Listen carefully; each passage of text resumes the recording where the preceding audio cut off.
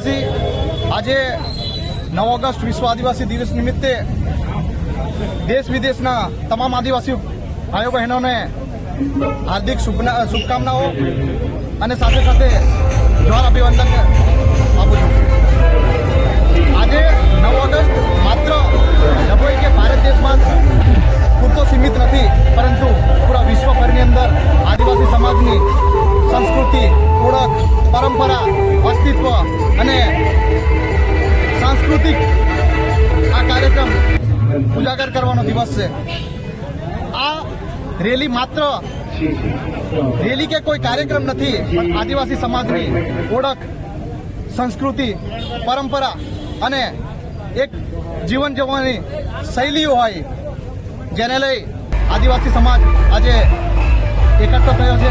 ત્યારે ડભોઈમાં વિશ્વ આદિવાસી ઉજવણી સમિતિ અને આદિવાસી બિરસા યુવા સંગઠનના નેતૃત્વ હેઠળ આ ભવ્ય રેલીનું આયોજન કરેલું છે। ત્યારે તમામ આદિવાસી ભાઈઓ બહેનોને આ તબક્કે રેલીમાં જોડાયેલા આદિવાસી ભાઈઓ બહેનોને હાર્દિક શુભકામનાઓ પાઠવું છું અને સાથે સાથે ભગવાન બિરસા મુંડાજીની પ્રતિમા, જે ડભોઈની લોકોની માંગ હતી કે ઘણા વર્ષોથી કે બિરસા મુંડા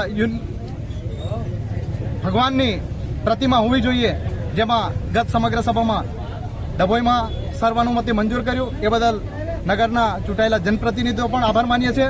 અને સાથે સાથે આ ભગવાન બિરસા મુંડાજીની જીવન, વિચાર અને સંઘર્ષને પ્રેરણા લઈ સમાજને એક જ સંદેશો આપવા માંગીએ છીએ કે સમાજ શિક્ષિત બને, સંગઠિત બને અને સંસ્કૃતિ અને પરંપરા જળવાઈ રહે તે માટે સતત પ્રયત્ન કરવાની અમારી સૌની જવાબદારી છે।